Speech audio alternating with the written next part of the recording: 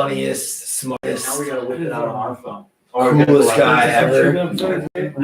I can't hear you. What? The live streams is Which one? serving on the mountain. The second episode just quit, right? Oh. Because So Dougie House wants to work. That Daft Punk Bobby Shmurda was so fucking fun. Now my man, where's that? to go that easy. I'll let it go. Interesting. Not really interesting. Alright, now whip out your phone and The let's way it watch was the like, it was streams. like, And the other I do that. one's sure. I was like, wait, is that what anyone would say or not? No. No.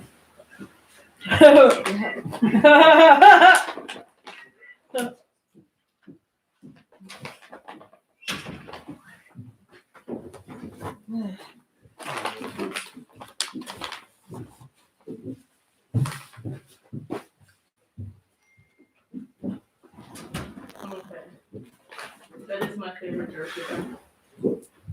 Why don't you want any of them? Because I've succeeded my calories for the day. How many? What's your number? 1850. You using my fitness pal? Yeah. Great. And I only did a half workout today. Not a full workout. You doing the diet? What? You doing the diet? I haven't started yet. I mean, It's the story of our lives. yeah. You see that meme that says like, I was planning to lose 10 pounds this year. I've only got 15 to go.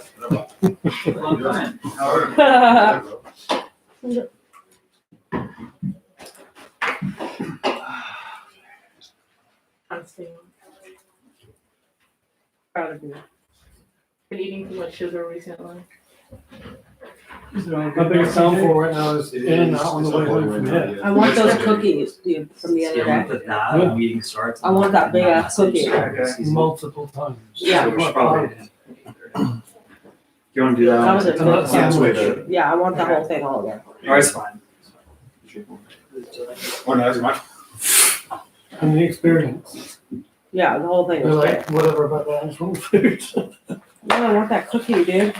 I worked at In-N-Out for 9 years. Oh my It god. was my first job. And if I wasn't using drugs, I would have been gigantic. I thought the rule at In-N-Out was staff aren't allowed to eat food. Only when you work. You get a free meal when you work. Like That's when you're leaving. When on your break or or when you're leaving. Right. But only when you're working. You don't get a discount like on your days off or anything. But do you even want to eat their food after a while? Presumably, most of Really? Yes, because you don't get tired of In-N-Out. It's Really? It's always good. What's up with the what did they put in it that makes it so good? The spread is like amazing. I mean, I used to like pile that shit on. No, I know, I love it now. So But- you guys still in It's just fresh and it's good. I don't know. It's just, Wow. So Sam liked episode 2. Which I is saying loved that it. Daniela's been in Is my it head ever frozen? since I watched it. no. Yeah, that's saying a Never lot frozen. coming from you. The No, meat but comes in every specific like. reason. There's a couple I was a things store that- trainer, so it's Seeing crossover in the literally steak, they fully stretched. kill the cow. Right. The next day it comes to the Let's warehouse. hear what Sam has to say. They grind it. They make patties. That feel next like day it it might First goes of all, I out to think the the whole stores. thing's beautifully put And then together. I hadn't over seen the it next, before, and I like, needed to 2 get up to this morning, 3 and I was days, like, maybe. I need to get up, and I have to keep It watching gets this. Like, That's pretty it's incredible. got real narrative So it's like drive. Right, super right. It's like But super also, fresh. yes, the seeing cross the like that. Yeah, I like, went to the warehouse fucking- and stuff and broke like, my saw heart. all the But process. then you're so fucking grateful that Yeah. you guys found it and made it out. Can you believe that? No. Like, can you believe that like his redemption story is being told? Like, we Well- know he makes it out, Yeah. but right now in the show, he's But also, still. like, it filled me with the same thing that you're getting from so many people where I was like, I just want to fucking help these guys do what they're doing because, like, Right. you're actually making a difference. But the thing that's got stuck in my head is I haven't met Veronica, but I do feel like I know her now. Like, Yeah. seeing her say to you, babe, I don't want to be sober anymore. And you go, all right, do that then. I was like, wait, is it that fucking easy? Yeah. Let me just, like, tell someone and then they'll be good. I can get out of here. Yeah. And of course, the answer is no. But like, it's been eating at me. Like, so can I just fucking go. Try that. But she's not an alcoholic. No, no. Right, I'm looking right. for wriggle room at all times. You're looking for what? I'm looking for like the angle. I'm looking for the out. I'm looking for the like. Wait, is someone saying we can all get out of there? Right. And the crazy part is, I don't want out. I don't want to go. I don't want to not do this. I don't want to not be. And without all this, I don't have anyone. So are you cool with like being a part of the show? Yeah. Yeah. So there might be a camera on you sooner than later, and I'd love to hear like get a testimonial from him. Yeah, I'm not talking about going out. I'm literally just talking about my alcoholism. Just woke up and was like, wait, is it that fucking easy? And of course, no. No, it's not that easy. I'd fucking kill you. But she It would kill me. she just said she would try to be sober with me. There was just something in the For a moment where day. it looked, for 1 second, it looked like fun and easy. And Yeah, I like, don't want to be just- sober. All my yeah, like, friends and you're are. at a nice dinner party, and there's like, Yeah. I'm like, oh, I'm fucking don't know that bad. Yeah. I'm acknowledging the lie. That's all. But no, I thought it was really. Has it been stated that she's a normie? I haven't heard that. It does say that. In the I didn't. I don't remember I hearing ignored that part. that. Well, I mean, you kind of have to watch like everything. Yeah. Like you have two like 30 No. minute- Yeah, I've watched them. She Oh, pretty, really? she pretty clearly says right after that moment, I'm not a drug addict. Okay. Oh, yes, yeah. you're right. You're right. How you doing? Wait, hold up. Who's just texting me? What's that? Paul. Are you staying for the meeting? Did you bring? Well, yeah, we're in the lecture. Wait, was that you who just said that? Said what? So Paul. you're gonna lead. What is You're that? gonna read his paragraph. Oh, Busy no. till 9:30. Joe. Oh, yeah, that was me. Joe. That's what you meant. We need to talk Yo, music this is video as well. Ew. Yeah, definitely. I mean, You said I'm busy till 9:30. I You're can not come on by the- like I was trying to text somebody else. Oh. but the thing I can tell you is that you're like Is somebody sitting here? laser square. Right. Yeah, wait till you see what he's Perfect. No, no. like. Hey, what's up? It's perfect for that song. Yeah, I actually really like the How song about a lot. Not much. Thank you. Yeah. Is that you or? Yeah, Doing it's the me. thing. No way. Yeah, he's doing some pretty dope shit. Wait, where'd you get that? The Goodwill. Yeah. This Yeah. is so That's fucking. fucking cool. Yeah, that's that's awesome. banger. Paul just bought this for the house. Wow. Hang it Got up. this for the house. And I love this. Is it I'm old sorry school? about that, Can you Pat, hold it man. up? I was trying to text somebody Yeah, it else. looks like it's from the Alano Club. And Yeah, that's why I got it. That's awesome. Thank you, whoever bought that. Yeah. Called it. Goodwill got this. Hey, so I talked to Kelly today. She says you haven't called her. Will you call her and check you in? got the boards Yes. on the deck. You gotta find. I thought she was gonna Yeah. be here. Okay. Not today. Yeah. Okay. Yes. Oh, did you finish the He said that's too late. No, but we gotta. We had to do something. Yeah. Didn't we have to? Oh, we have to add what we did here. Yeah. You know what to do, right? Yeah. We just need to know what we're talking about. The fact that this fool did not pay. Did a you get to single go on your cent, hike? Came out here with Yes, no what money. we need to do. That's kind of. We didn't go on a trail. All right. I mean, it was good to get outside and walk, but we didn't know. Daniel, You CJ, didn't go down the. CJ, Daniel, Well, we And, went to Sandra, that place. Daniel. What's it called? With like the coffee. CJ, I'm saying, what's up, Daniel? You know CJ, bro. No, Paul, man. Danielle, what's the name of the place that you used to work No, at? CJ's place. the The editor. old place? Oh, cool. Yeah. You can join It's me. near the rock store, but I we hope walked along there. We got a good he's walk a in. cool kid from South Central, actually. You know where the Cornell Winery and the old place are? Good kid. You have one? I have Good head on his shoulder. Yeah. You have one? Is he working on the show? He is now, but he's Yeah. been working for Ridge, Yeah. like shooting events and stuff for a while. Can I do the nature experience? Yeah. Thank you, bud. Yeah, you can. Like the hike Oh my for God. the house. Billy will More than explain hype. what every single plant is. Yeah, That's please. what we Tonight, Please, just set it up with, Yeah, with there's more coffee. Mike. Will you get me one too? yeah. Okay. Mikey's. This week, let's do it. Mikey, Billy's gonna do the nature Yeah. experience. No, we talked about that. We'll do that. Do you want a Everyone in the coffee? house. Yeah. Paul, what's up? What's up, How do man? you take it? Well, it's meeting time. Should we start or what? How do you take Or it? you want to give them a few minutes to There's file it in? That cream inside. Want a Cream, sugar? liquid Want a cream sugar? in there. No sugar, no. Is there cups up there? Yeah. We might need to do a fresh batch. I think that. Oh, I just made a fresh one. Oh, yay. Yeah. Fuck yeah. Love you. You're on it, right? No. You're gonna ask. Oh, yeah. Okay. Lovey comes up to me and goes, "What's that, Warped Tour? For this shirt."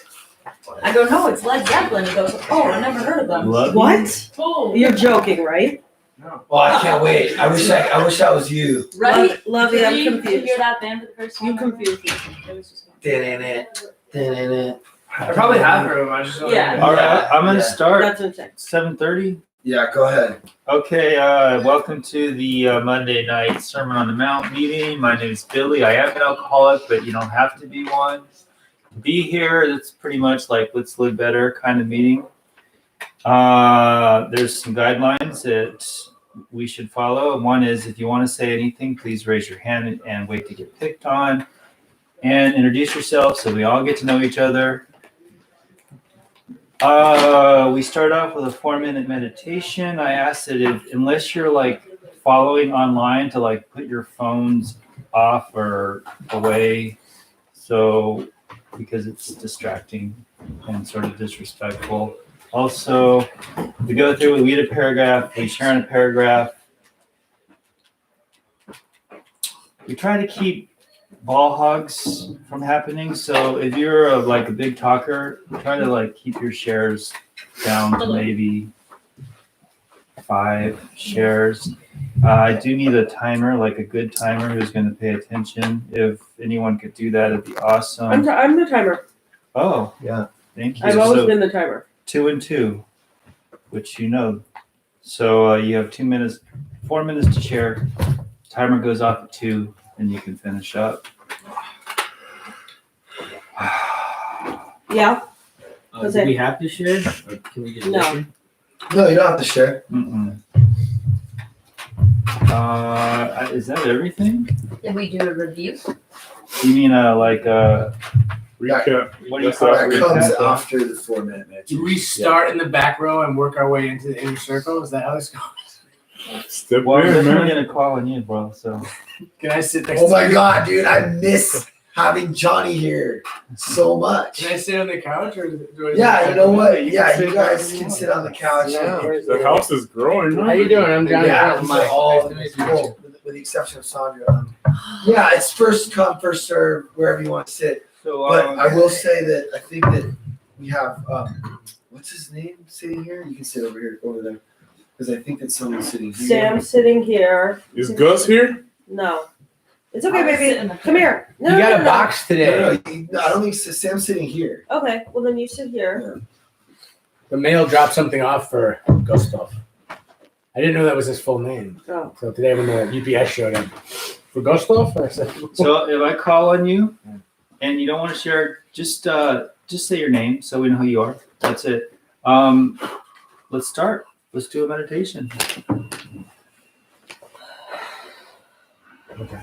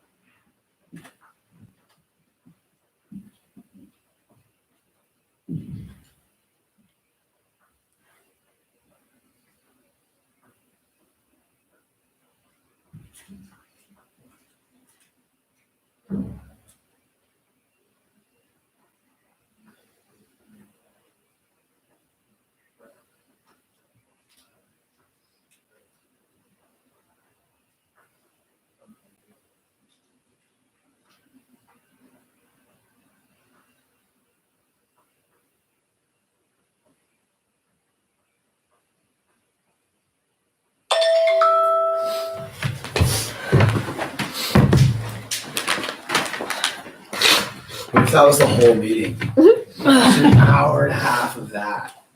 It felt like an hour. That's probably what we need. Felt longer this time. I think someone's sitting wrong. Yeah, it felt like a 10 or 20 minute film. Sometimes it feels like that.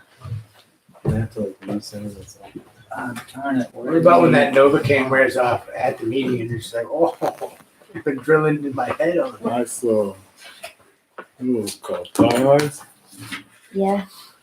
Veronica gave them to me. Those are dope.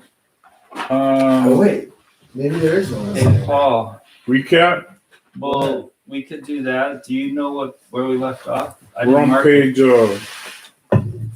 73. yeah. This first paragraph. It would be we read that the second to the last. We started the old law because we were talking about Jesus last week. Yeah, if you guys want to do a recap, cool. If not, cool. I don't. Paul, you want to recap? Well, what we were first talking about was not to say set prayers.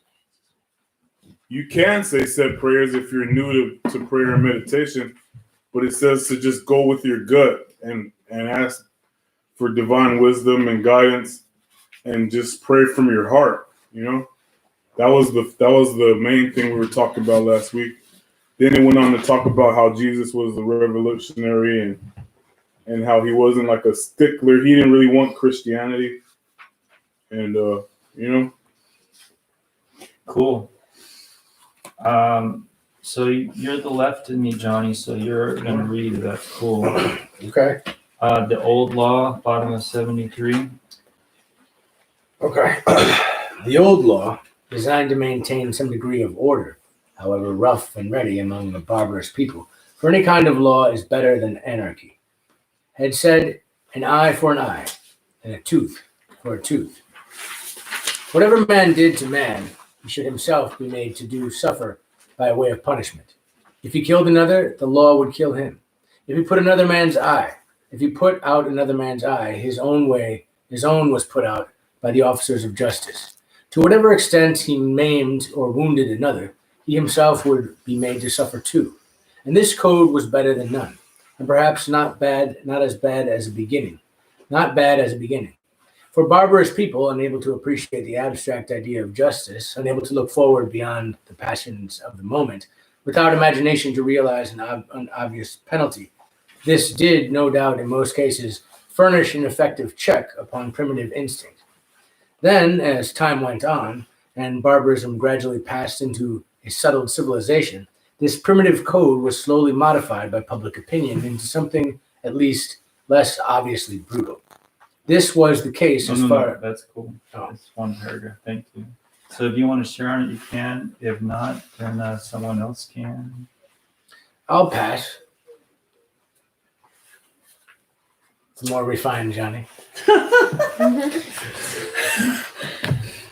Nice reading though, man. Oh, thank you.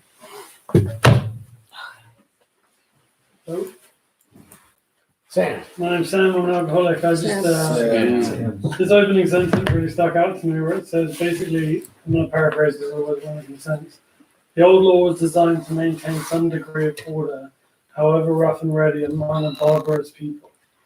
So, like the chapter leading up to this, or the reading I've been present for, has said, to guard against any set of rules which blocks you out from limitless possibility of the universe. But at the same time, when we come in here, a set of rules is it was necessary for me. Like I needed structure, I needed routine, I needed something to build that freedom around. Like I've said this before, but like within the context of structure, I can experience all freedom, but without the structure, I'm just flapping in the wind. And I was dying for someone to tell me where to go and what to do when. And I always say to sponsees, like take an empty diary and stick 7 meetings in it a week and watch your life build around that. But if you try and build your life up and find room for meetings, you'll never see it. You'll never see any space for it. But I had nothing else going on when I got sober. I had no structure, I had no routine, I had no rules, I had no, guides or heroes, no one to look to for anything. Just this lie that I was telling myself that I was very busy and had all sorts of stuff to get on with, and the truth is I had nothing. And just having this basic set of systems, principles, and not rules, but kind of lost my train of thought, but just having a set of principles by which to start building from, all of the freedom that it talks about and the guarding against earlier on is great, but start with a structure, I think, is what this says to me. You have 2 more minutes. I don't need any more minutes. Okay. Thanks, Sam. Thanks, Sam. Well, since someone's eager, I'll share. Billy, alcoholic addict. Really? I wasn't really thinking that, but while I was meditating, I try not to think about things, but I do. And I was thinking, like, we talked about this on the podcast too, is like, I used to think as like rules and guidelines and laws as like restrictive and like, fuck you, you can't push me down. But now I see it as like you said, it's, what it was in my head, and it's like structure enables us to go the distance. Otherwise, I'm just ping-ponging around. I don't know what I'm doing or what I want, And it's so important. When I was a kid, I grew up in chaos, and I went to juvenile hall, and of course that's just lockdown. But then I went to placement, and then I went to a boys' home, and I thrived in that structure. I became like a scholar athlete. I got a girlfriend. I got a job. All these things. I was just before that I was robbing and stealing and doing drugs, when I was like 13, 14 years old. And the structure turned me into a different person. Like it showed me the potential that I might have. And then, of course, once I got out of there, I went back to being a degenerate. But there was a brief few years there where I got to see what it's like to, have a place to sleep, food to eat, rules, chores. And it really made a difference. Anyway, thanks. Oh, can I share this a little bit now? So, yeah, when I think about the evolution of man, it's a trip because like we take like LAPD and FBI and all these, stop signs and like domestic violence bumper stickers are rampant. Like all these things are like within the last 100 years. Like it used to be just like savagery. So like you can see the evolution of like Old Testament theology into like the New Testament. Like it was necessary to stop like just like the slaughter of animals. Like when Jesus said it's finished, like on the cross, a lot of things were finished. Like the slaughter of animals as the atonement from like Levitical law. Like you used to literally have to like take your favorite calf or lamb that you raised forever in front of your kids once a year for the atonement of all your sins and like cut open its neck and pour its blood out as like a blood sacrifice. That was commanded by Jesus's dad. So like a lot of people don't understand, like when he went up on the cross, when they say like this is the Lamb of God, like he was literally like the last lamb. Like after that, there was no more blood sacrifices needed. Like his blood was the final atonement. And it seems barbaric, but if you watch like Apocalypto and stuff, like that stuff was actually happening.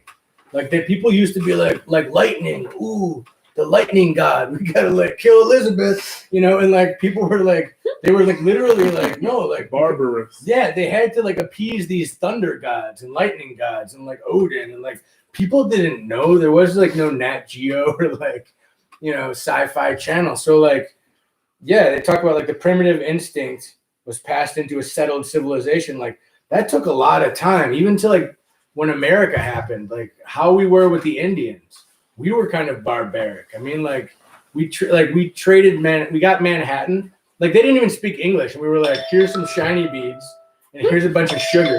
Give us Manhattan. They were like, me like taste good sugar. And then we took it back. Like we took back the sugar bag. Like that's what like. So we don't come from like this refined, you know, like Malibu, like socialite. We come from like this barbaric canine. Like the reason we have eyes in the front of our heads is because we're fucking predators. And like all animals that are prey have like ears on the side of or eyes on the side of their head, like doe, like deer, and then bears and dogs and everything that's like that eats other things has eyes on the front of their head. Which kind of makes me wonder about like blue whales because they're the biggest fucking fish in the sea. Or sharks. Yeah, but they've got eyes on the side of but they're the biggest. You think they could just anyway, that being said. I should put that to rest there. All right. Thanks, Johnny. Thank you. Johnny. Paul Alcoholic. Oh, I'm glad you talked about structure. This is a place where new guys are going to learn structure. On page 88 in the big book, it says, we alcoholics are undisciplined. So we let God discipline us in the way we have just outlined, which is the first, this is going into step 12. It's the first 11 steps. If we go by these lines, my sponsor used to say, the steps are numbered in an order form for people like us that like to fuck things up and get mixed up. It's easy to get mixed up because we're undisciplined. That's the whole thing about this program is to learn discipline. We were running out here wild, fucking breaking laws and smoking dope, you know, drinking. We had no discipline. Well, if you think about it, that was a discipline. I got loaded in a disciplinary way. I put that shit. You know, I had my set. I went to work, got off of work, went to the dope spot, went to the liquor store, got my liquor, and I went home and got loaded. A ritual. It was a ritual. It was like a thing, you know? Yeah. These meetings are kind of ritualistic, you know? We say prayers, we talk about our lives, and we learn discipline through these steps, you know? The first 3 steps being the most important, to admit who you are, what you are, to find a power that you could depend on, and to give your will and your life over to the care of that power. Once you have that firm foundation, you can go ahead and carry out these disciplines to write down your life story, to tell your life story to somebody, to bear it all, to make amends, to help others. It's all in an order form though, because there's a discipline to be learned, and the action of that discipline is embodied for AA in the steps. If you're gonna go to this, it's just it just says constantly go to God and have love in your heart, man. That's what we're doing, learning how to love again, I believe. For me, I never went to to any kind of rehab or anything. My first year of sobriety, I went to school to learn how to be a counselor, to run rehab, and I pretty much came up through that. But I came in here defeated, man. I needed some kind of positive discipline, as opposed to the ritual discipline that I was using when I was getting high and loaded. So, yeah, it says on page 88 of the big book, that's the last page of step 11, going into step 12, working with others. We alcoholics are undisciplined, so we let God discipline us in the way we have just outlined. So I'm glad he spoke about structure, which is a form of discipline, is what we're learning. Because if you don't follow the structure here, you're going to have to do your writing or some kind of disciplinary action. So, we'll learn. We'll all learn one way or another. I believe this life is a test of patience. That's what I'm learning, is more patience, more patience. That's all I got. Thanks, Paul. Thanks, Paul. I'm Abby. I'm an addict alcoholic. Hey, Abby. So before I came into anything like AA or like a structured sober house like Graceland, I always thought the word discipline was like a negative thing and has a negative connotation. Like I did something wrong, so I'm gonna get disciplined. Like I was raised in that like Bible Belt family, but coming here and like having to live with structure, and what I'm used to is chaos and like barbaric life. The structure and the discipline for me is a form of self-love. Like when I'm not loving myself, I don't have any discipline. So when I look at discipline as a way of loving myself, I have a better attitude about it because I lack the love for myself. So just like living at Graceland and, when I'm kind of like, these rules, man, I don't know. I have to think about why I'm here every day. Like I need to hit the pillow every night and remember why I'm here. And it's because I don't love myself and I'm learning to love myself. And that's through discipline. Thank you. Right on. Thank you, Abby. Thanks, Abby. That was well said. Mhm. I was actually hoping that Abby would say something because we were just talking about discipline and structure, and she just finished like a pretty big essay and must feel kind of good Yeah. just to be like back in the house and Yeah. looking at it from the front end, like, oh, like I got through that, and there'll be more stuff to get through. And I don't know if this is like relevant. I don't really have any idea what you guys read.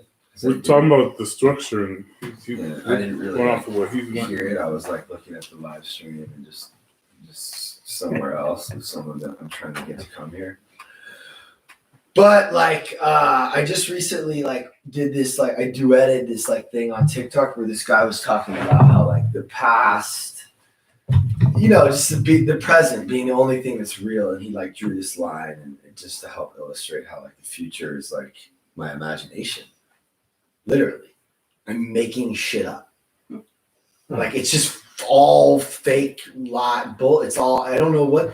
I mean, dude, like a comet could hit the earth right now and it just could be a wrap. So what am I thinking about in the future? I don't know. So it's literally my imagination. The past is all my memories, which are gone. It already happened.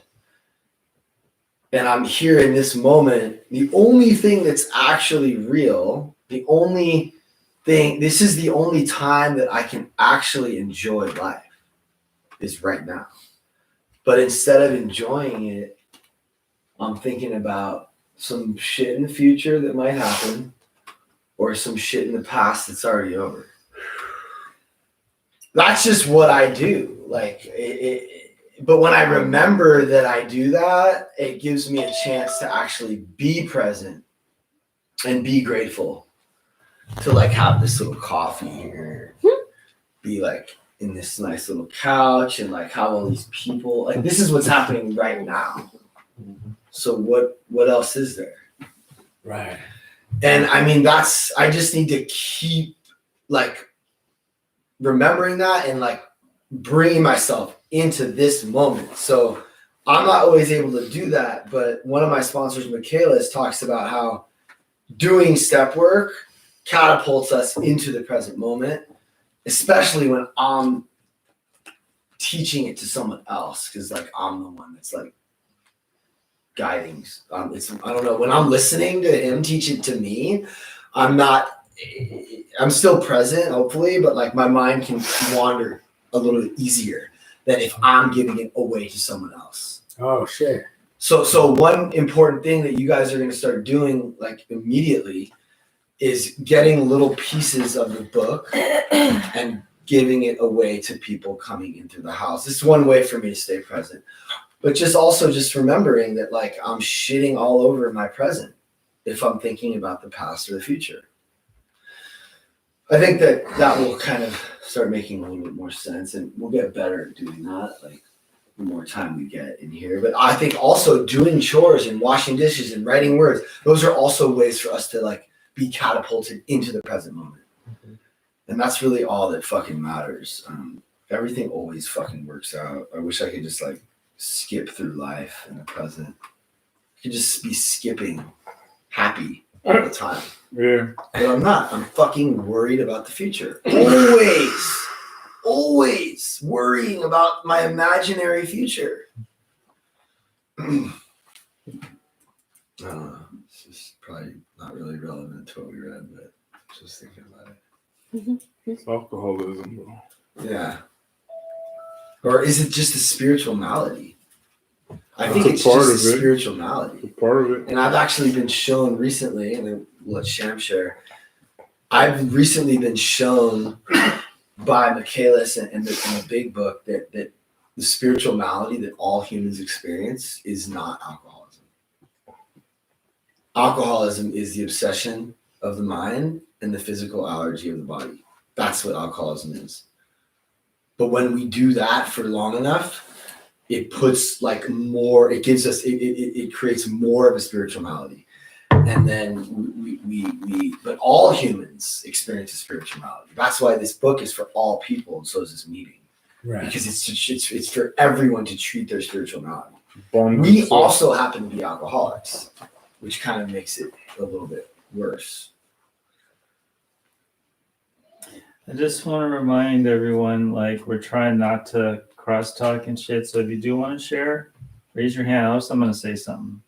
That shit was fire, though. It was fire. I needed that. I needed him to say that. But, yeah, But you're right. I'm just telling you, I'm going to like say, hey, you Billy's know, cracking the whip. I'm cracking the whip. Thank you, Billy.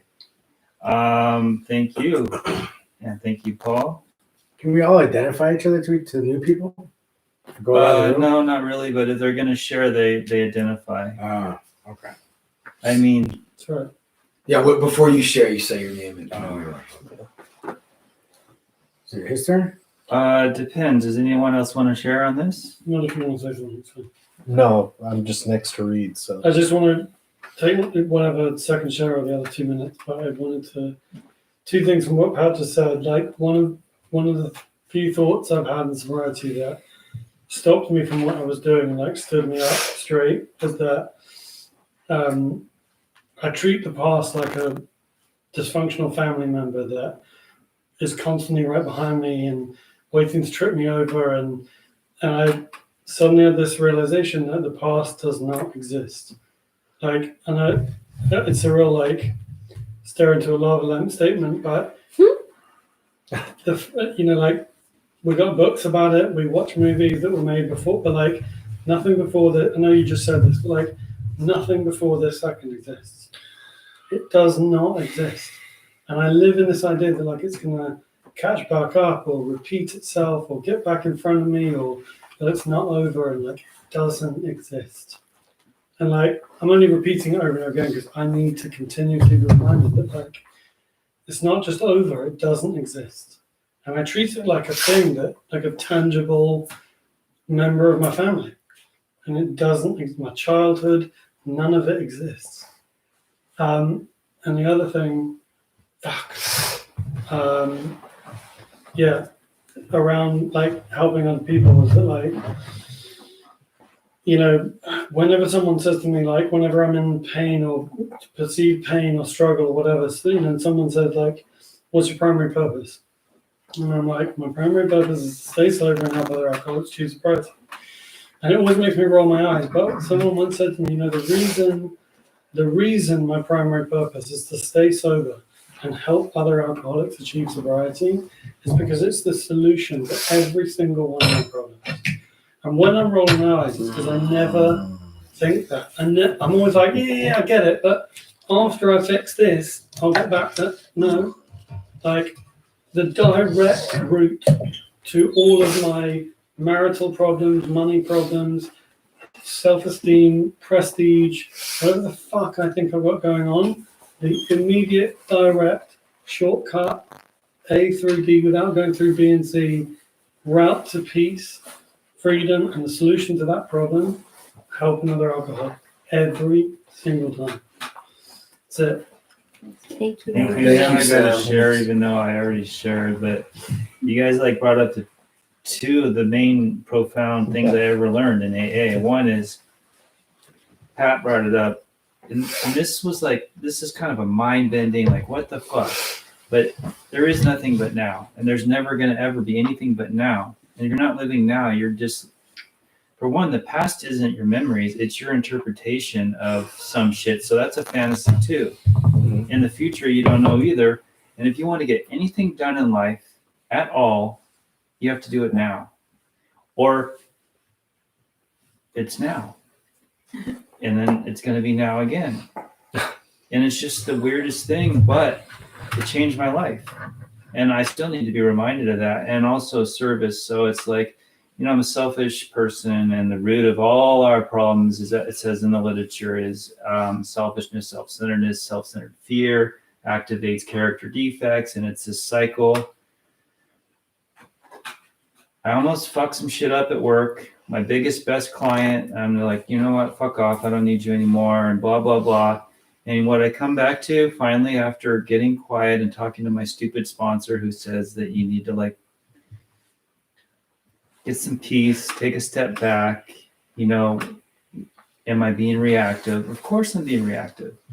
How can I be of service? Not just to alcoholics, but just in general to the world. And like one of my favorite prayers lately is, how may I best serve thee? And then it goes on to say, thee and my fellows, or maximum service to thee, God, and my fellows.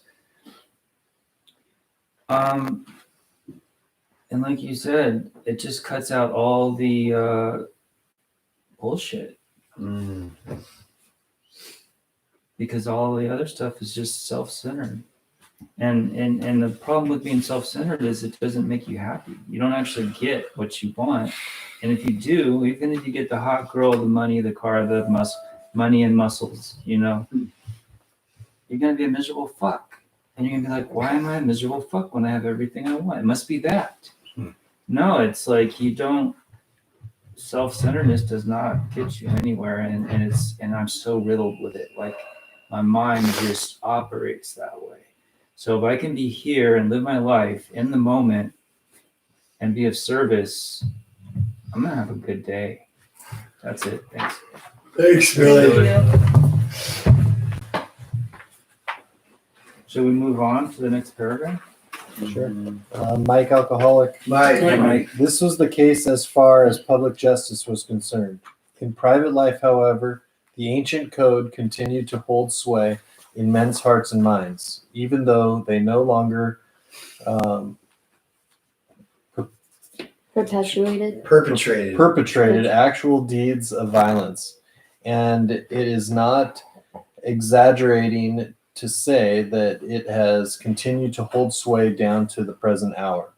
The desire to get even, to get one's own back, to level things up somehow or other when we have been hurt or have suffered injustice or witnessed things of which we did not approve, it's still with us all and will remain with us until the time when we definitely take ourselves in hand and destroy it. Revenge, said Bacon, is kind of wild justice, and the natural man with the natural thirst for justice For true justice is a part of the divine harmony, and all men at every stage seem always to have some intuitive conception of divine spiritual harmony that lies behind appearances, feels that the proper way to restore a balance is the obvious one of paying back the delinquent in his own coin. Mike, I'm just going to pass. Oh, I don't know what that was.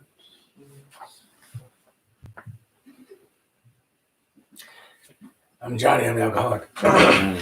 Just briefly, I think, I just even as a kid, I used to always fantasize about having this like white knight fantasy of like, getting the bad guy or being like the, like if someone's beating up the handicapped kid or some like just like obvious wrong injustice. I always wanted to be like the one that was gonna like.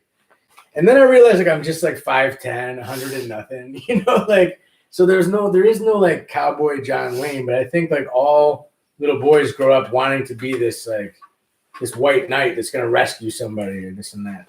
And I can see when I start doing these steps, I start looking at like that fourth column, and in the fourth column, I notice like, like if I mad say like a girlfriend cheated on me or something like that, like have I ever cheated on somebody? Yes. Like did I ever sleep with somebody's girl? Yes. Did I ever do this? Yes. So it's like I really can't be this white knight. In fact, it's almost like a shadow self. Like I think mankind is so eager, like I'm so eager to not be the bad guy that I fantasize about being the good guy. In reality, I'm just like a middle of the road guy.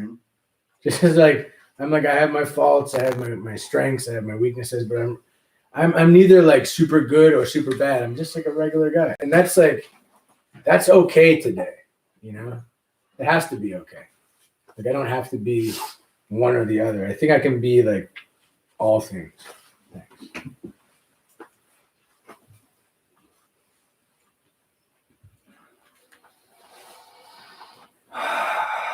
Okay, I'm gonna pick. Okay. You saved someone from getting picked.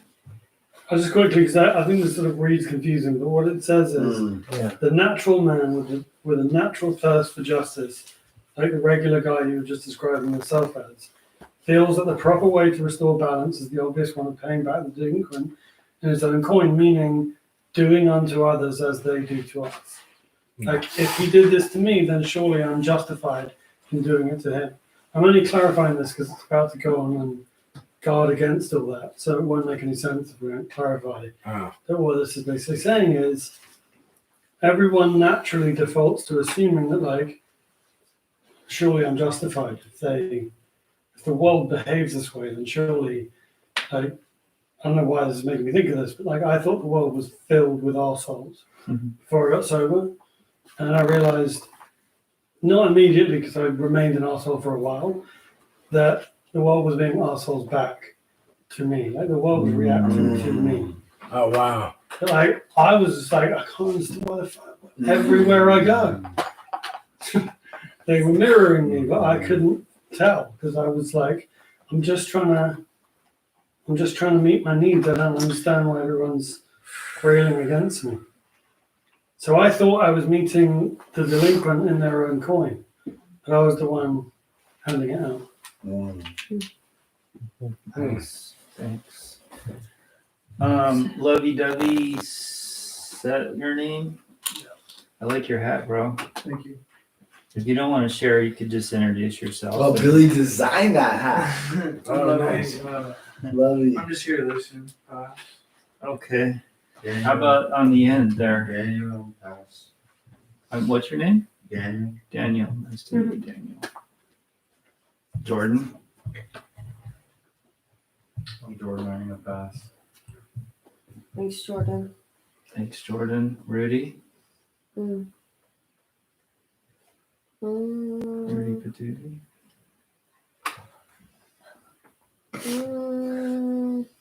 I'm Rudy. I'm an alcoholic. Hi, Rudy. Hey, ready?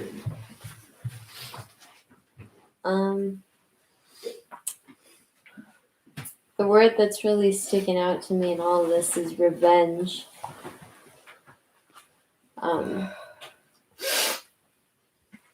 in my sobriety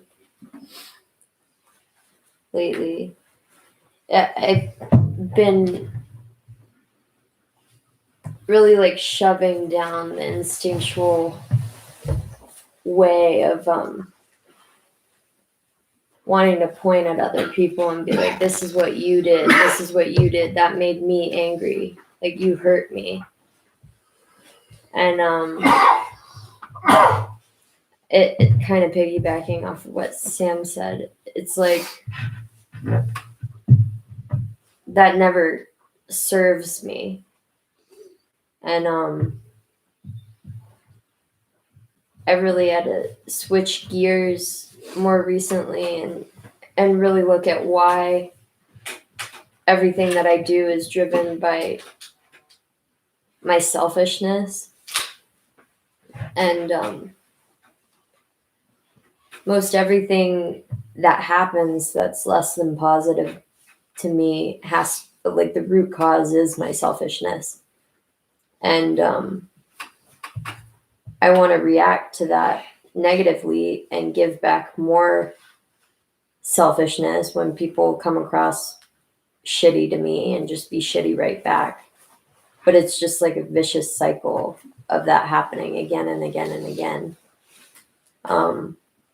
But more recently, I've been trying to just look at my part and accept what I did that was fucked up. Even if it's hard to see what I did, it's usually what I did. And instead of trying to get revenge or be shitty to someone, I kind of just stomach it and treat them how they would want to be treated and how I would want to be treated. That's all. Thank you, Rudy.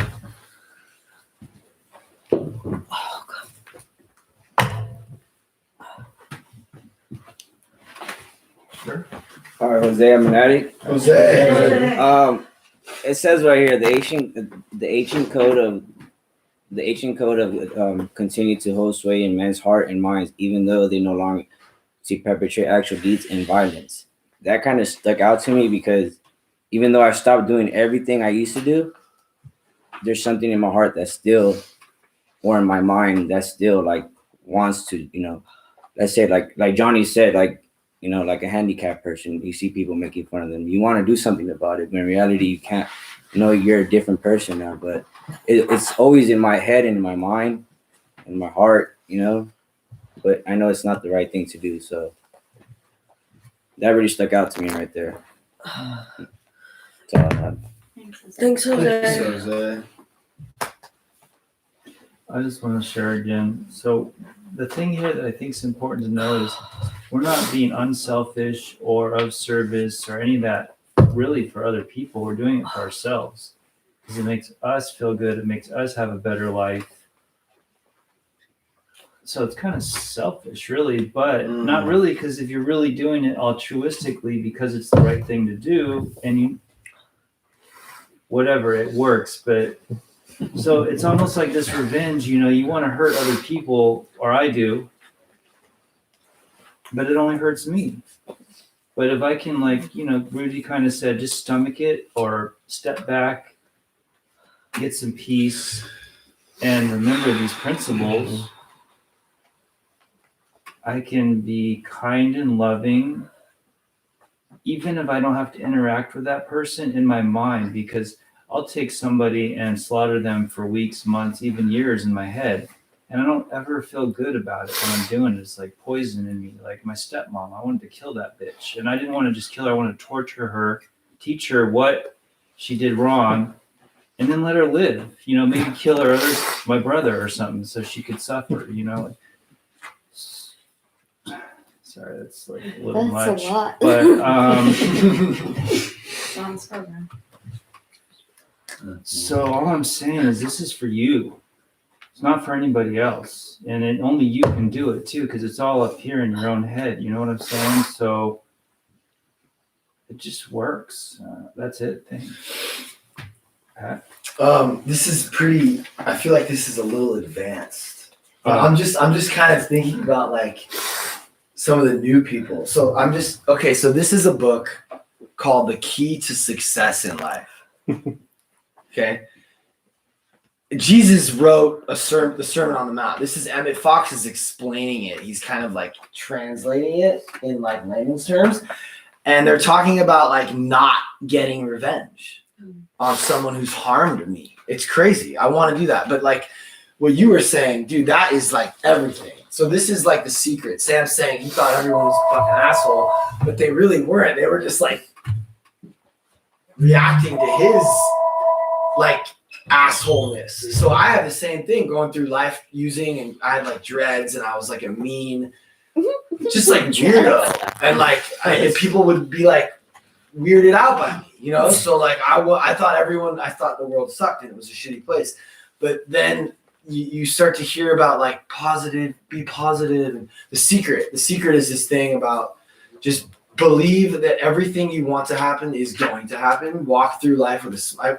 If I could go through life with like a smile on my face and just be on some like super positive, like dope shit to everyone all the time, everyone would just want to fuck with me. And I would just start winning. And like, I feel like I have started experiencing that. Like I have people all around me, like wanting to help. Like most of them aren't even getting paid. They're just like showing up for dinner to help us do what we're doing. It's like, so I think if we can just bring that, like, dude, like Michaela always says, just be the blessing. Mm-hmm. If I could just do that all the time, it's just like a simple matter of like math. Like more people are going to want to fuck with me. More people are going to want to help me. More people are going to want to be around me and love me. And then I'm going to want to love them. And it's just like, we even just throw away all the like spiritual stuff and just think about like math, like just like logistics. Like if you're nice all the time, people are gonna want to help you, right? Like, and they're gonna want to like be a part of your life, and then you start attracting people, and then you start giving back, and it's just, and this kind of like is like sort of related to what I was saying at dinner about like sulking and just being like in the shit. Like I feel like I'm always like on some negative, like complaining. I'll come home from a hard day's work and I'll like sort of it's like a pity party, and like my wife's like, you know, that's not the dude I married. Like that's not the dude I want to be married to. You know what I'm saying? So it's like, but it is hard, you know, because life can be hard. But I don't know. Sometimes I just, like I said at dinner, I have to just remember the things I am grateful for, and that gives me strength to be like happy again.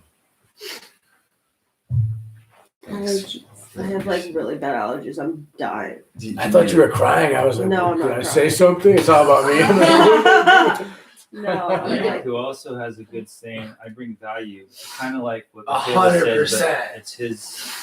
So my energy has been like, because I didn't go to college, I'm not the smartest guy in the room. So what I've realized is that when I bring people that I see are doing amazing things value, like it levels me up. So with that, I've taken the responsibility of, so I've done a thing where I help people and then I help people and it breaks my heart. So what I've been starting to doing is I empower people, because I've realized that the more I empower those around me, like the stronger we all get as a unit, right?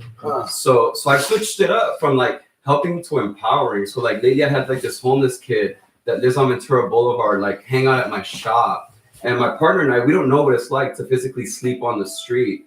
He was sympathetic and was like, Greg, can we let this kid stay at the shop? And I'm like, bet, but I'm gonna talk to him. So I'm like, Body, you need to outwork me.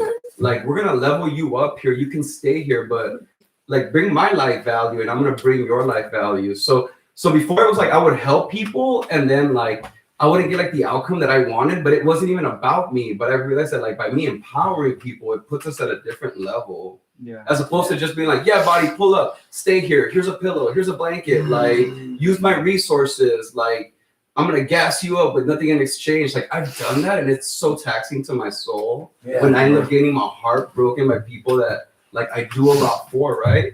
So now the energy is like, let me empower you. And if you can't level up, then, like, I just can't fuck with you right now where I'm at, you know? Right. But it teaches them to bring value, and then they get to stick around and win as well. I like the Mario Brothers. Like I visualize like a little guy with a mushroom, like Right. you know. And sometimes that's all people need, right? That power up. Like it ain't so much as me pouring a cup of coffee for you, but like let me teach you how to make coffee. Yeah. Let me level you up. Nice. I like that. Yeah, Mike Alcoholic. It's like we were talking about before the meeting. What's your name? Right there? What's your name? Caleb. Caleb. Fucked you over. Like he didn't pay like he was supposed to. You could have just kicked him out. He could be on the street right now. He could be getting loaded. He could be like, in a worse spot. But like, it's like he was talking about the empowering. It's like you're giving him a new life and showing him through, chores and through like different things that he's learning here in the house that he's going to be able to give that back to somebody else later on that like we don't even realize yet, and so. So this is a little cross-talky, Okay. but it's okay, right? Yeah. As long as I'll do like a. If it Okay, gets too much. so Caleb is providing value to this house. Yeah. He showed these guys how to do PBs. He's starting to show up and he's starting to become one of the first person to ever be on Reflections in this house. And so that's what I did. I'm like, all right, cool. Like, let me empower you. It's not going to feel good right now or whatever. I don't even know if that's the right word, but in my eyes, it was that. Because, like, if he can get through the hard shit, I mean, he's had, like, it pretty hard for the past week or two. He's just been doing nothing but writing and working. And he's been not only doing that, but he's been showing some of the other people, like, the ropes. And then he'll have an opportunity to like even give more back when these guys get off Little Brother and all that stuff. So yeah, I would have not just been like, okay, here's a free fucking bed and because like I love what you're doing with Body, the homeless dude, right on the street. Like that's what we're doing here. We're giving them stuff to do that will empower them. And I'm doing something. We all have to like be. Like literally, he's helping a homeless guy, basically. I mean, like he's homeless, and there's like me. No, but like you're showing up. Yeah. And if you don't, He's like, helping I'm not you. here to just help you. Yeah. No, I know. You need to show up and do the shit that we're doing here. Caleb helped me so much today, dude. Oh, we're cross talking. Mm-hmm. My bad. Cut it. Paul Alcoholic. Oh. The Bible verse going into these paragraphs is talking about turning the other cheek. And what we learn in the program, from the 11th step prayer is I'd rather forgive than to be forgiven. You got to remember we're trying to live a spiritual life here. We're bringing God into the picture. So what it's talking about, taking revenge and all that, if you're going to live a spiritual life, how is it going to look if you're being an example of a spiritual being and you're getting revenge on everybody? Don't look too spiritual. I'm going to read from the big book a couple of things that it says. The first one is, if we were to live, we had to be free of anger. The grouch and the brainstorm were not for us. They may be the dubious luxury of normal men, but for alcoholics, these things are poison. And that's after it talks about resentment being the number one offender. If I'm going to have resentments and try to get even with people like I used to do when I was getting loaded, I may as well be loaded. How am I going to be like it talks about earlier in the book, how am I going to be a light of the world and the salt of the earth and an example of this program if I'm out getting revenge on people every time I get pissed off? For me, if I'm going to live a spiritual way of life, it's best for me to turn the other cheek and forgive that person. And in the end, I get forgiven. Not that I'm looking for forgiveness, but I have to forgive myself first in order to be able to forgive another person, Next thing I wanted to read from here, it says, It says in the book, we avoid retaliation or argument. We wouldn't treat sick people that way. If we do, we destroy a chance of being helpful. We cannot be helpful to all people, but at least God will show us how to take a kindly and tolerant view of each and everyone. It's like, I gotta look at everyone as sick people. If somebody's harming me, it's something that's going on with my past, or it's all in my head, really. It's all what I think. It's all what I believe. I could make any mountain. I could make a mountain out of any molehill, or I could just turn the other cheek and forgive this person. You know, it says that's the prayer. It says when we ask God to help us show them the same tolerance, pity, and patience that we would cheerfully grant a sick friend. When a first person offended, we said to ourselves, this is a sick man. How can I help? How can I be helpful to him? God saved me from being angry. It puts it back on me, you know? Another thing where it tells you not to be angry. It tells you not to look for the fight. This isn't working with others. It says argument and fault finding are to be avoided like the plague. That's pretty serious. In many homes, this is a difficult thing to do, but it must be done if any results are to be expected. If any results are to be expected. If we're going to live a spiritual life and try to help others, I can't help this man and go out seeking revenge after the next man that fucks me over. How am I going to be an example to the person I'm helping? If he sees me poking at the person that fucked me over, if he sees me turn the other cheek and forgive that person, he's going to learn the discipline of forgiving. You know, we're going back into the word discipline. And these are things that says, I mean, I try to bring things from the book because my opinion doesn't really count, you know? I could say my opinion, but I like to back it up in writing and hard facts, you know? I bring the book to the table. But going into these paragraphs is talking about turning the other cheek. That's why he's talking about the old rules, and then he's waning into how you could start forgiving and why you should start forgiving. And that's what it's talking about in these paragraphs. I believe that's what I'm getting out of it. Thanks, Paul. So Thanks, Paul. Same. I suppose it's the last time I'm going to speak, but Sure. Just kidding.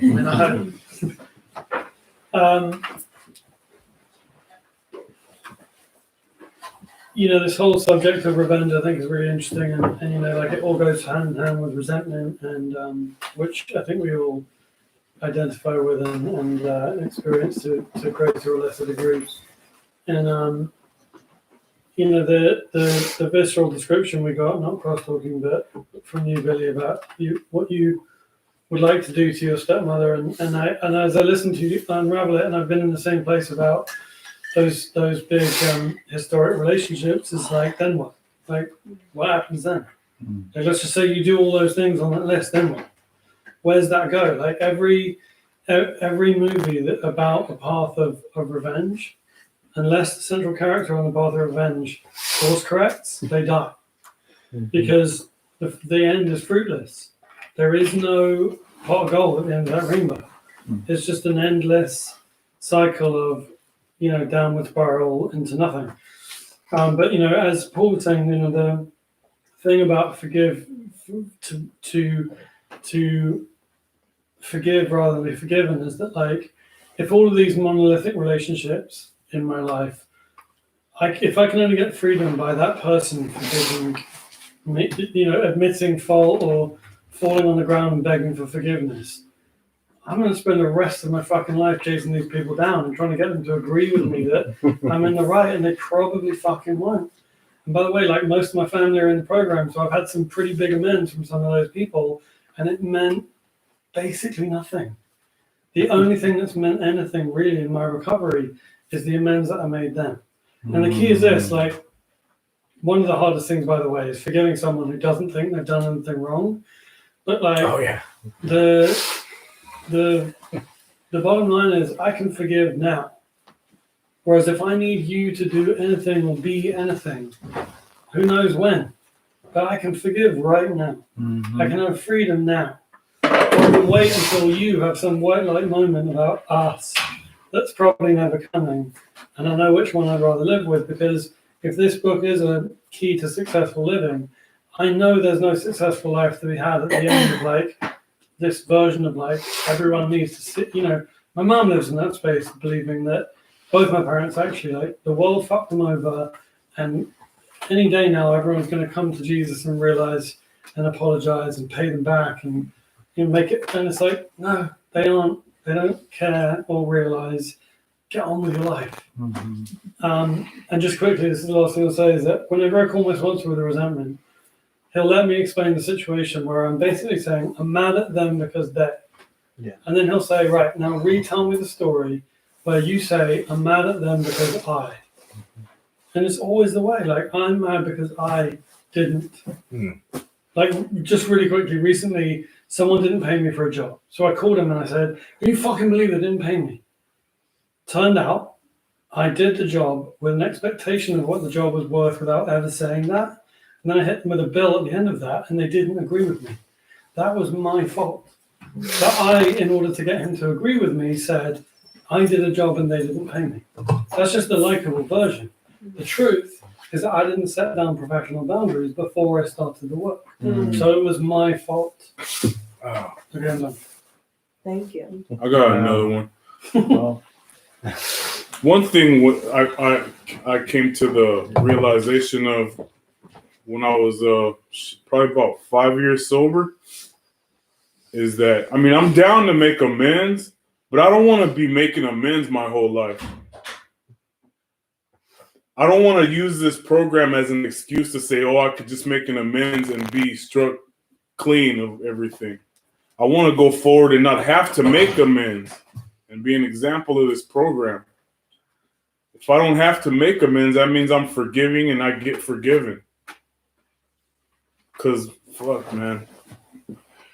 I used to be a very vengeful and spiteful and violent person. And I can't go back that way. I'll die or go to jail. I'll lose everything. I don't want to spend the rest of my life making amends that I'll need to make, you know? I want to be an example of what God wants me to be in this life. If I'm sitting here making amends to everybody, making amends to everybody that I hurt or that I take revenge on, it'll never happen. I'm blocked from the sunlight of the spirit if I can't forgive and just move on with my life. You know? I've made a shitload of amends and I got more to make if they present themselves. But I don't want to make new reasons to have to make amends, you know? That process is part of the step work. If I do offend somebody, I promptly admit it and make my amends right there. But I don't want to have to seek out people that I'm going after and having revenge, and it's just a fucked up way of thinking, man. That's sideways ass thinking. It's the grouch and the brainstorm. It says the grouch and the brainstorm is not for us. I used to be like that. I used to pick fights, you know. I still owe a lot of amends. Half of them I probably forgot already because I was fucked up half the time. But just as an example of this program, I don't want to have to go out like that anymore and have to make amends, you know? I want to share real quick. I'm going to crosstalk for a second. I hope you don't mind. Go ahead, bro. So I watched Paul come in. He would share every meeting, and he would kind of start off like, I'm the guy that would follow you home and rob you, or I'm the guy that would knock you out and take your shit, or every time. I mean, maybe for a year. And then you'd ask a question or something, and you're starting to look to me like a street Jesus figure or something with the beard and the wise words, you know, but, you know, bigger than Jesus and tougher, you know, and louder. It's so cool. you know, and I really appreciate you always showing up to this meeting and bringing like the solid facts, and you know, it's great. Appreciate you, Johnny. I may ball hog a little, but That's okay. I like it when you ball hog. I shoot for the 3-pointers, though. This house, you know, just a little gratitude towards this house. That nightly 10th step that we get. I mean, I've been bumblefucking around AA since 2008. I cannot think of any times that I've done an actual 10th step on my own without it being suggested, like at this house. You know, I've never had someone be like, dude, and like just in that order. Have you guys looked at the 10th step they have? So that at night, it's like, have you been selfish? Have you been self-seeking? Have you been dishonest? Do you owe anybody an amends? Well, last night I called my sponsor before I did my 10th step, and I was like, you know, hey, I left a message. I said, I'm sorry I haven't called you. My buddy Eric, one of my sponsors. And I said, I'm sorry I haven't called you in a couple of days. You know, I didn't have phone privileges. And I just made up some bullshit. The truth is I just forgot to call him. Because I just forgot to call him. But I made up some like somebody else did it kind of shit. And then I get that piece of paper from Jordan gave it to me, this 10th step thing that I had to do, my big bro. And I'm looking at it like, do you owe anybody an amends? Did you lie to anybody? And so tonight I was like, you know what? Yesterday I lied. I just forgot to call you. I had phone privileges. I was just because I don't want to have that instant lie. And it's so easy for me to create this character that makes it like always about somebody else or some external circumstance that made me fuck up some obligation or something. And once I start lying, it's like a little snowball. It just gets bigger and bigger and bigger until pretty soon I can't live with myself lying. And I created so many little lies. I was out for 2 days. I drank one time. Like I've been drinking. I'm drinking myself to fucking death, and I can't say anything because I have to hold up to this lie. That like, yeah, I was just in treatment. I'm doing great. It's like, dude, I'm like right next to a bullet to the brain, and I don't know how to say it because I start with these lies. Well, the 10th step that they offer at this house, it's like, and it's actually in the book too, but like at the house, we actually have to do a 10th step. It cleans that slate so that the next day, if you know, I can imagine like if I had a wife and I said something mean to her, lied to her, did something to her, if I could make that 10th step that night, we wouldn't have to carry that shit. Because like people say, like you get divorced over the toilet paper, or, like the toilet seat. Like you don't get divorced over the affair. You get divorced over the little things. You know, it's true. Like I can't tell you how many times it's like the little thing. It's like, well, this little thing that you do. For me, it's lying. If I start lying, I'm gonna drink. I'm gonna drink, and if I drink, it's like, you know, we all know what happens. Yeah.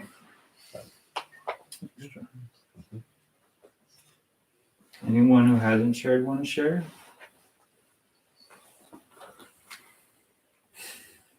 I'm so sorry. I always forget your name. What's your name? Sandra. Sandra, would you like to share? Sandra. I'm not gonna forget. Sandra Cook. Sandra Cook. I mean, yeah, I will. Yay! So it's just so hard for me to like word these things in my mind. There's just like so much going through it. But touching on like revenge, well, not necessarily revenge, but it's more like negativity and hatefulness. Because I find myself becoming like negative, but then every time I do, or as of recently, my brain reiterates like, was it that person that hurt me, or did I let that person hurt me because of like how I take what they did to me, or by letting them in my life, or so on and so on. It's just me that's hurting me. So my actions or whatever that I've done, just it's all just I'm the person who hurts me. That's amazing. True. Thank you, Sandra. Thank you. Cody? I'm Ryan Attic. Hey, Ryan. Right. Anyone? Should we move on? What time is it anyway? We got like 20 minutes. Well, the last 10 minutes is for chaos and crosstalk. No one's keeping track of online stuff. is there any interesting questions or statements from anyone? There is a question. Chelsea asked, "Why am I so selfish? I'm having a hard time stopping my meds while I'm pregnant." If somebody wants to address that. Did she say what kind of meds? No. Yeah, that's my first question. What are the She's developed a habit. She's got to work the steps. She has It to. totally depends on what the medication is. I think there's a question she needs to direct to a psychiatrist or her doctor and find out if it's something that she can be weaned off, then they can talk about that. It's not an issue of selfishness, it's an issue of dependency. And that just stopping suddenly could be more dangerous than not. And I wouldn't see it as a failing necessarily, but something to discuss with a medical professional. Like, we are not doctors. Yeah. Right. Wise. Think about that baby. Yeah, for sure. Get some professional help. Find out, yeah, like he said, if you can be weaned off. Yeah, I would even say ASAP with the doctor talk. Yeah. All right, well, we got like 5 more minutes to share, and then we're going into chaos. Anybody have anything? It's not worth it to go into the next paragraph, huh? I don't think so. That was We only one paragraph we read, huh? Or 2. Page and a half. Yeah. 3. We only got like 5 minutes. Abby, you got anything? Doesn't just anything. Just give us anything. Yeah. Okay. So I've been working on getting honest about things. I had a relapse that I wasn't honest about kind of until people brought me up on it. And it was scary. But this is the main issue that I need to work on, and I wasn't going to bring it up myself. I needed the people in this program and the people in my house to call me out on it. And my initial reaction to it was, I can't believe you told on me kind of attitude. But I was able, through like just everyone like supporting me, like that coming to light is saving my life. Like, why would I come to treatment to like lie about what I'm really going through? Right. I was kind of just like acting like I was perfect and like everything was good, and it wasn't. And as I'm weaning off of this medication, I'm coming out of my shell. Fuck yeah. I'm being real. Like, it's okay to be pissed off. I'm not supposed to be happy here.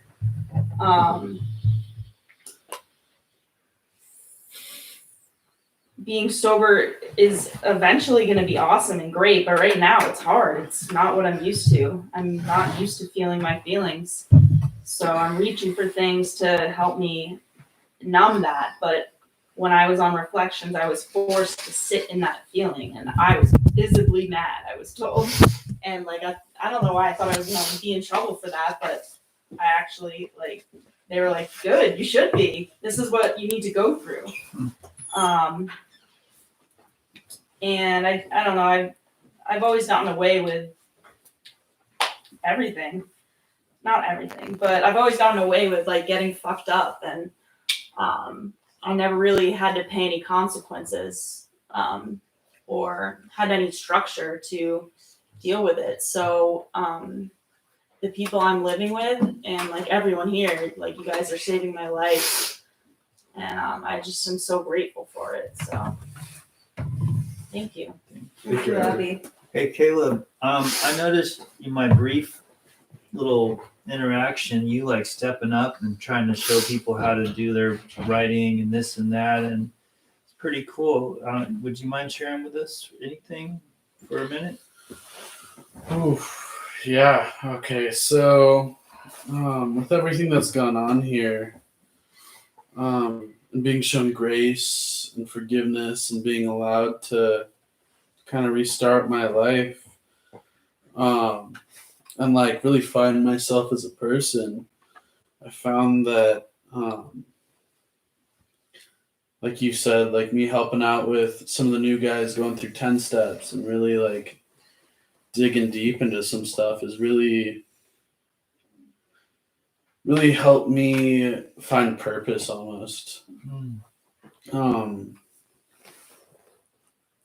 Really find like what I'm passionate about, like again, which is like helping people, and it's given me a lot of self-esteem that I haven't had in years and years and years.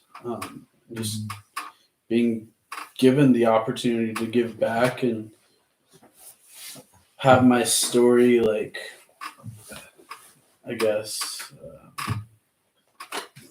I don't know how to really word this. Have my story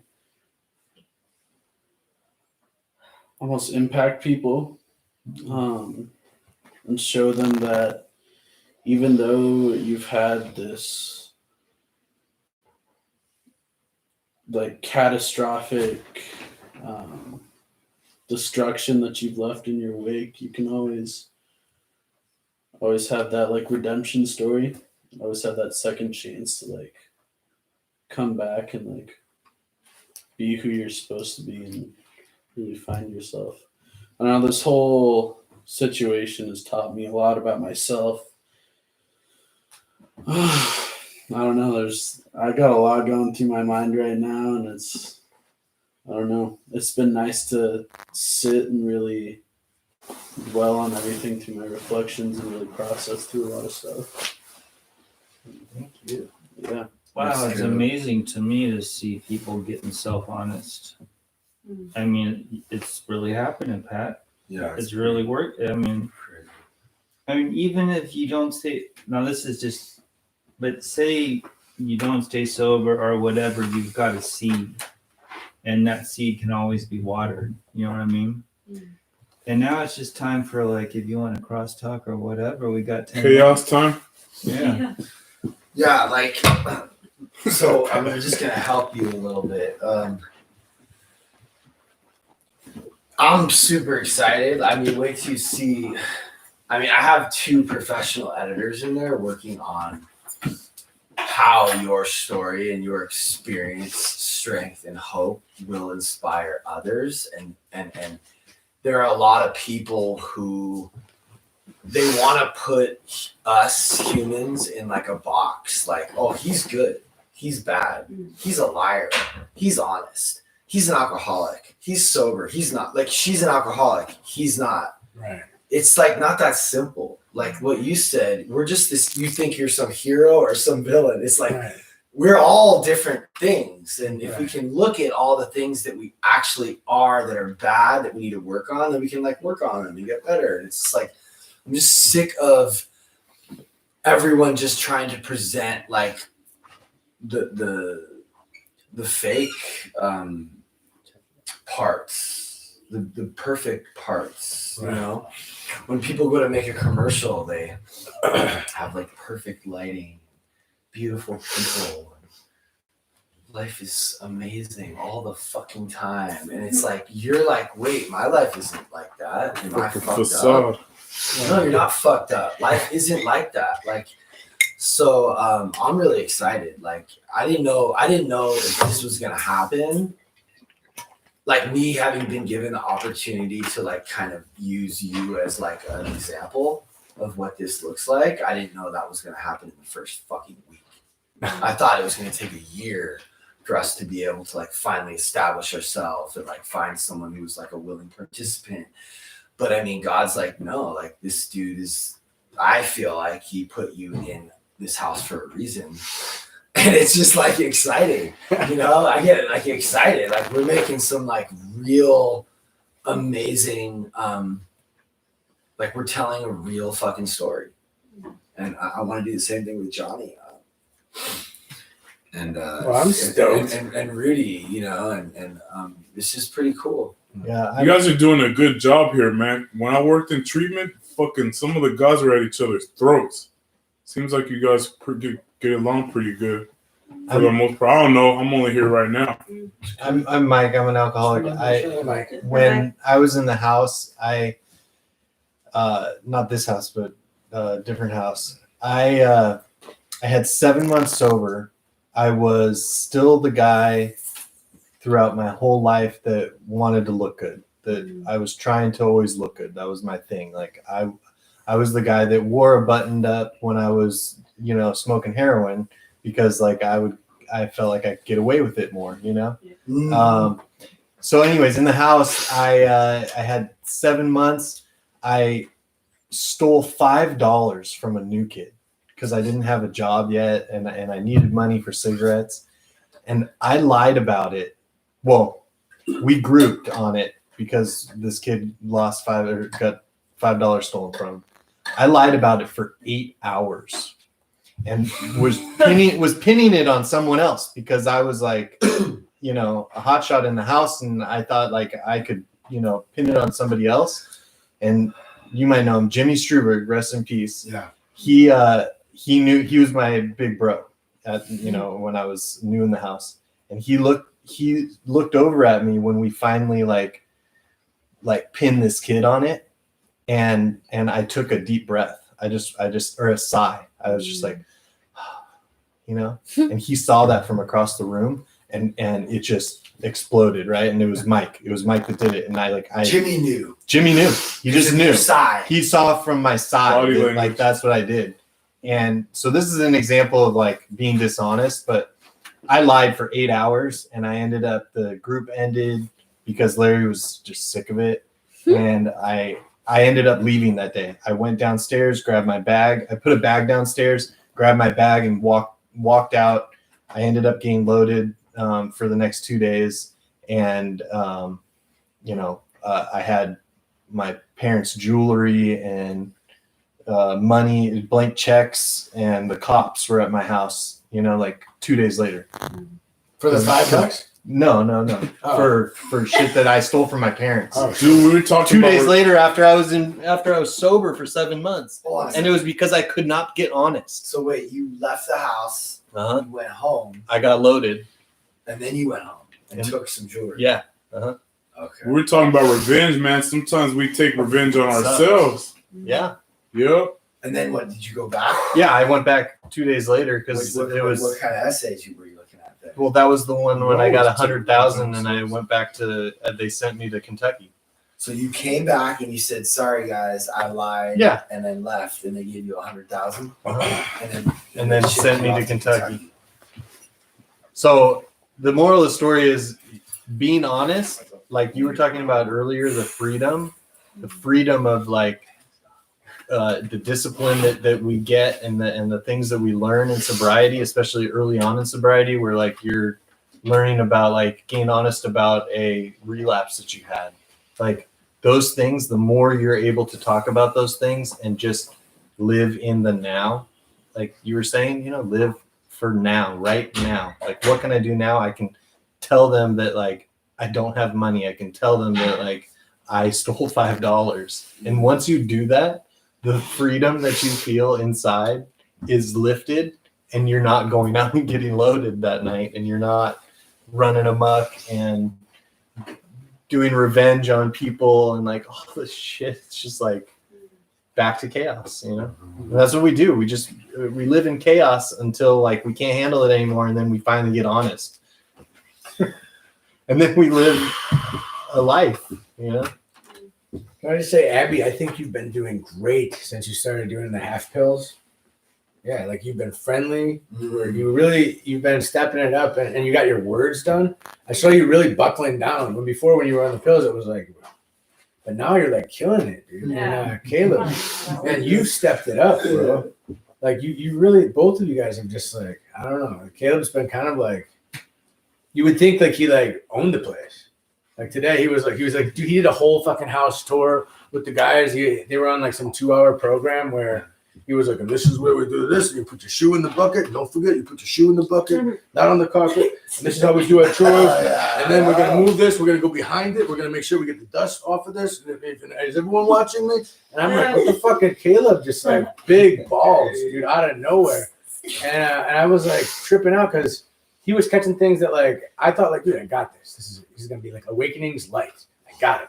And it's like actually like Caleb's making it like actual awakening. He's like, I don't know. He's like, dude, you know, Johnny, you got your sunglasses.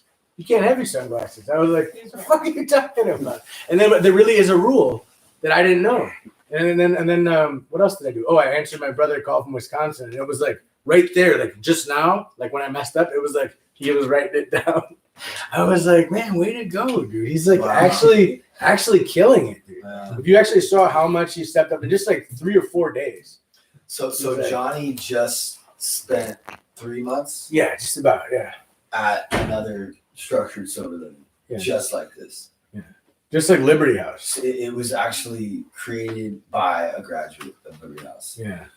And so he knows the deal. I left for the same thing, lying. I wasn't stealing on money, but it was I said I did my chore.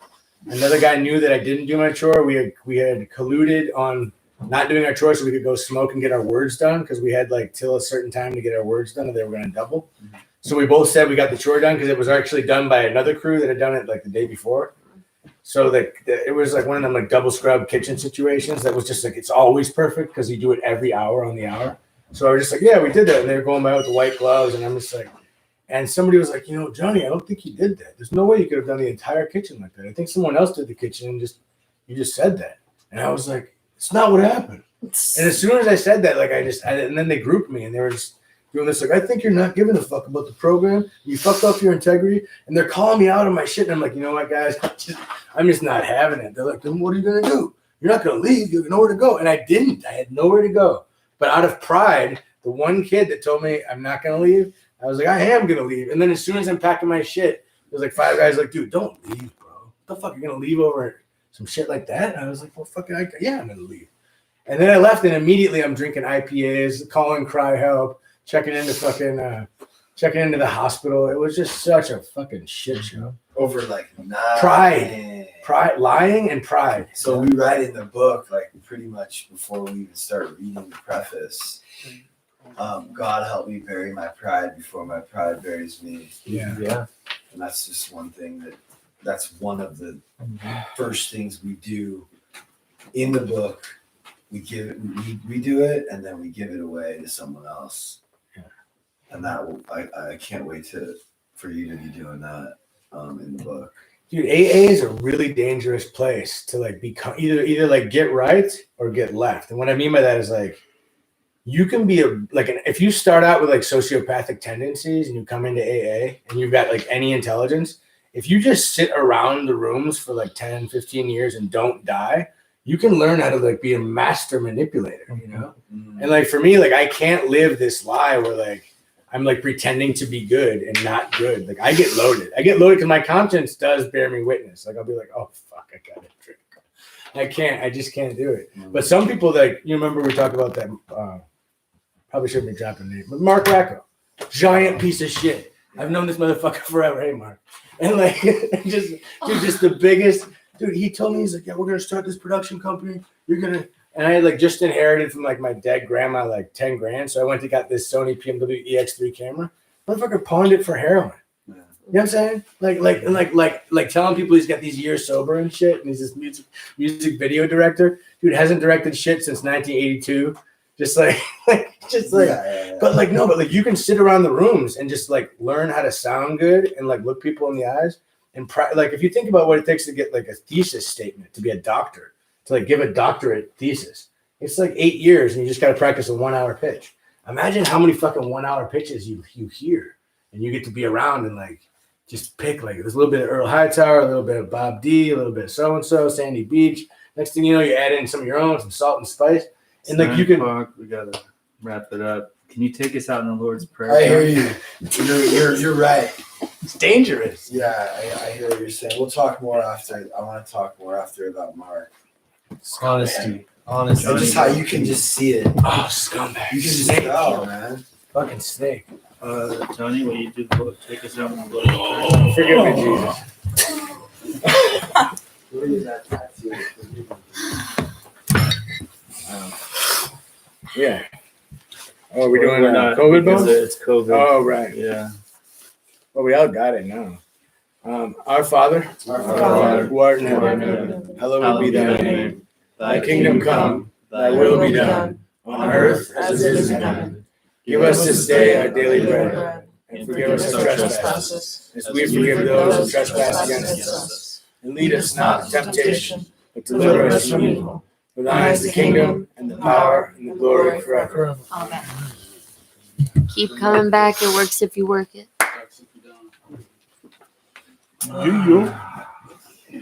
You see how this has an extra line to it? I'm gonna get. I've been wanting to get a candlestick tattoo. You want this one? Yeah, I'm gonna get that tattoo. This same Yeah. candle? Yeah. That's so sick. Look how it has extra. I mean, I'm down. I just wanna like. This reminds me of old school. But God grant me the courage not to give up on what I think is right, even though I think it is Can you come here? hopeless. Where's your phone? Extra verse. Wow. I didn't even notice that until just here. I just saw the Serenity Prayer. I had it in my car. So where are we gonna put it? Maybe right there. Danielle, What? can Johnny call a sponsor? Yeah. Cool. We can do Wednesday night.